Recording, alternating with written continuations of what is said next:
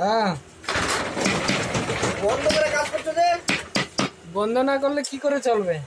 হ্যাঁ, বন্ধ করে করতে হয়, নাহলে অনেকে আসে না। আমাদের রুম জানো? কোনটা? আমাদের ঘরে কালকে পরশুদিন দেখেছিলাম ওই ঘর না?